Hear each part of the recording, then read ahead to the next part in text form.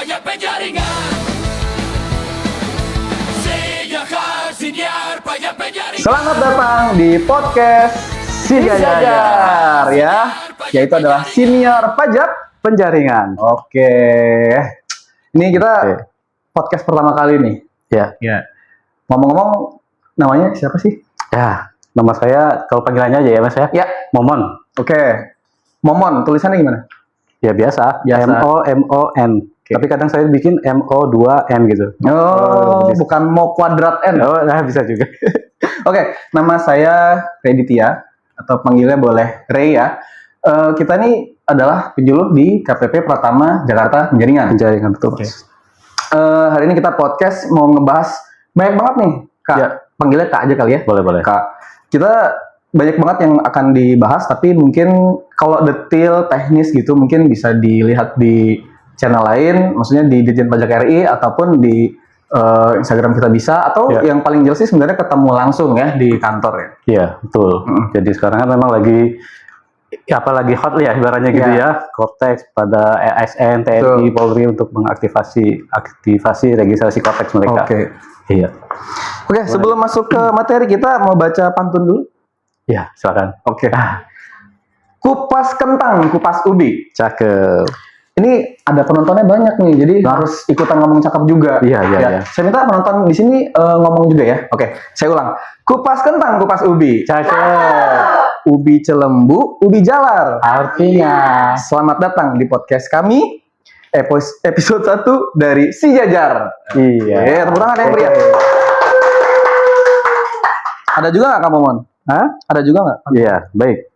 Jadi kalau tadi oleh Mas Roy ya sudah buka di pantun, saya juga buka di pantun nih. Jadi pantun saya gini, makan ketupat di Idul Fitri. Cakep. Waktu yang tepat bersalaman. Artinya, Semoga dapat dipahami. Selamat menyaksikan. selamat menyaksikan.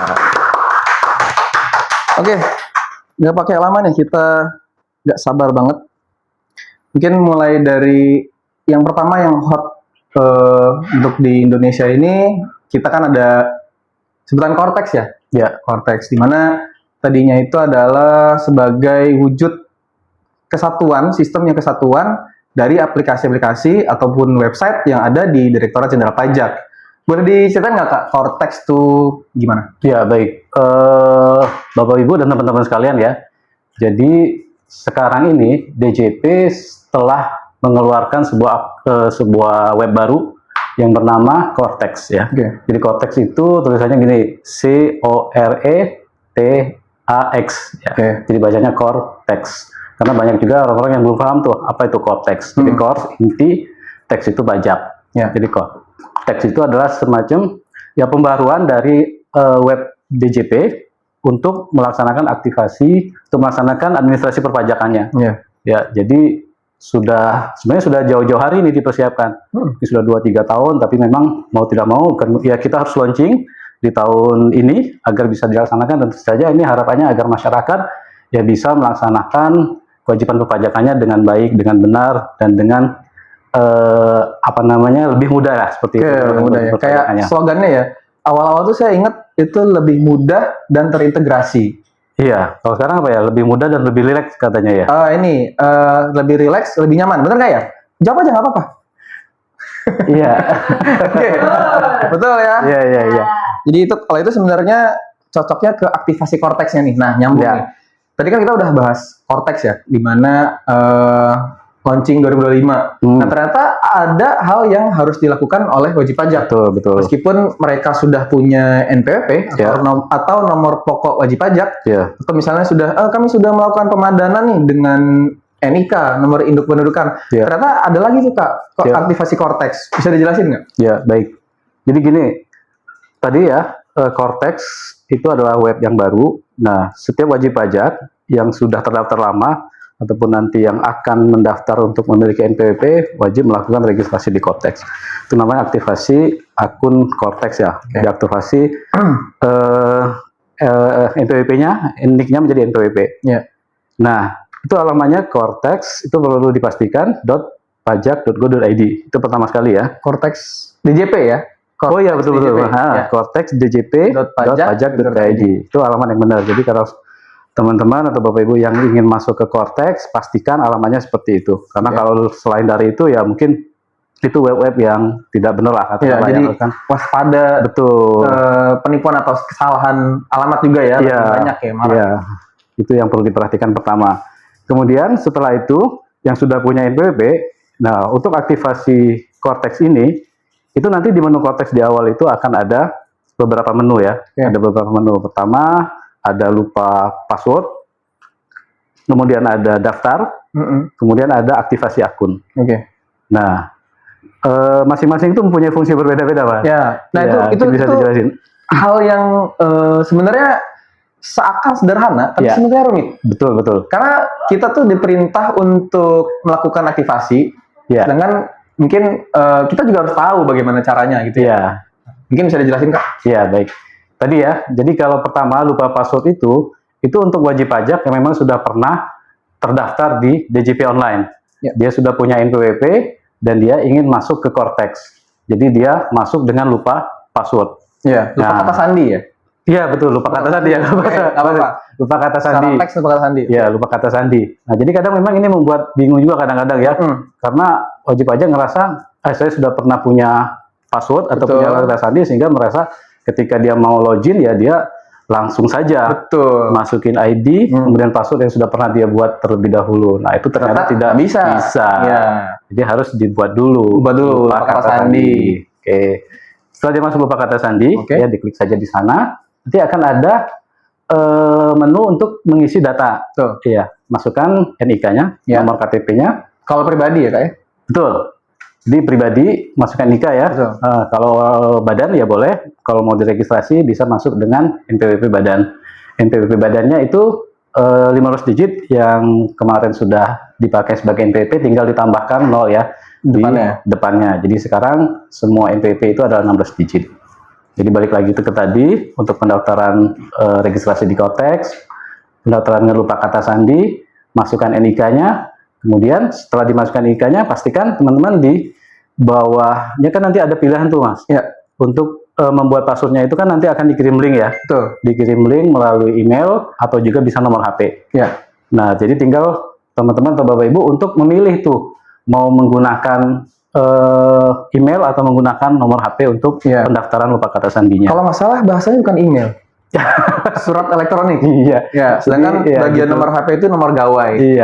Jadi ini untuk meluruskan buat wajib pajak yang kadang-kadang bingung ya. Kadang kita tahu esensinya email. Pas dicari kan nggak ada. Betul. Jadi surat elektronik sama nomor gawai. Betul. Sama kayak dibilang lupa password. Pas dicari nggak ada lupa password. Adanya lupa kata sandi. Gitu. Jadi ya itulah. Sederhana tapi bisa membuat bingung. Jadi memang kita penting banget ya buat edukasi, buat wajib pajak. Cari info nggak cuman di Instagram ataupun di kantor, tapi juga bisa lihat YouTube kita. Silakan. Baik, lanjut. Gimana tadi udah lupa kata sandi? Kalau sudah nanti dimasukkan NIK-nya, nomor ID-nya, kemudian pilih surat email, surat elektronik ya. Kalau surat elektronik, masukkan surat elektroniknya dan pastikan di sana sudah ada semacam tanda surat elektronik atau email yang bakal digunakan. Kayak ini ya, petunjuk ya, petunjuk. Petunjuk. Udah ada bintang-bintangnya gitu ya. Jadi misalnya emailnya momon ya, momon@gmail ya. Momon@gmail. Oh ya boleh. momon@gmail. Jadi di sana ada bintang Gmail lah, karena seperti itu. Nah, itu harus pastikan sudah ada di sana. Harus persis ya nulisnya ya? Harus sama persis. Beberapa kasus kalau kapital harus kapital juga. Betul. Nah, kalau misalnya sudah muncul itu, masukkan, kemudian nanti diminta untuk masukkan captcha, ya, ada semacam angka yang untuk memverifikasi, kemudian masukkan, klik submit ya, untuk kirim. Oke, nah setelah itu ya tunggu sampai 1-2 menit untuk bisa masuk ke email kita tersebut. Itu kalau lewat surat elektronik atau email. Atau pilihan kedua bisa juga tuh dengan nomor HP, nomor gawai ya. Nomor gawai ya, tinggal masukkan juga sama tadi. Kalau misalnya kita pakai nomor gawai, nanti di sana sudah ada juga petunjuknya. Nomor petunjuknya silahkan dimasukkan sesuai dengan nomor gawai yang muncul di sana. Dipastikan semuanya itu muncul, baru kita bisa melanjutkan untuk membuat lupa kata sandi itu. Kalau nggak salah kendalanya kalau kita milih nomor gawai, tapi yang tertulis itu 62, nah nggak bisa. Betul. Jadi harus ganti yang harus pastikan depannya 08. Iya. Ya, karena yang diterima oleh provider, kemudian ada SMS, Iya. WhatsApp ya, SMS ya, Iya. dan harus ada pulsa minimal 1100. Ya. Kalau misalnya 08 baru bisa. Betul. Jadi kalau ternyata misalnya di depannya itu angkanya bukan 08, misalnya 62 atau misalnya plus 62, Ya. maka pilih cara lain yaitu surat elektronik. Surat elektronik. Iya. Jadi apa namanya ya pastikan itu ya sudah nomor gawainya itu depannya adalah 0. 08. Seperti itu. Nah, setelah disubmit Kak, gimana? Oke. Nah, setelah disubmit, selanjutnya teman-teman, Bapak Ibu, silakan buka tadi surat elektroniknya atau email atau buka SMS-nya. Nah, untuk SMS sih tadi ya ada biayanya. Nanti di sana ada link untuk membuat kata sandi. Ya. Wah, saya kadang password lupa kata sandi. Iya. Lupa kata sandi. Membuat lupa kata sandi. Ya, membuat sandi. Nah, jadi dengan membuat sandi ini itu juga ada kriteria tertentu untuk Gimana kata sandi yang akan dibuat. Jadi kata sandi yang dibuat itu minimal 8 karakter ya. Oke. 1, 2, 3, 4, 5, 6, 7, 8 ya. Nah, kemudian di sana ada huruf besar, huruf kecil, huruf gede kalau di sini. Huruf gede, huruf kecil, kemudian ada karakter khusus. Oke. Nah, jadi contohnya misalnya nama kamu aja ya, Ray. Tadinya saya mau bilang momen pajak loh. Oke, misalnya Ray, Ya, Ray Ditya misalnya. Ditya. Ray-nya besar. R-nya besar. Oh iya, sorry. R-nya besar, Ray Ditya 1, 2, 3. Oke. Ada semua kan huruf Ya. besar, kemudian huruf kecil, ada angka 1, 2, 3. Kemudian kasih tanda khusus, karakter khusus. Karakter khusus ini bisa pagar, tanda pagar ya, kemudian tanda @, kemudian tanda bintang boleh.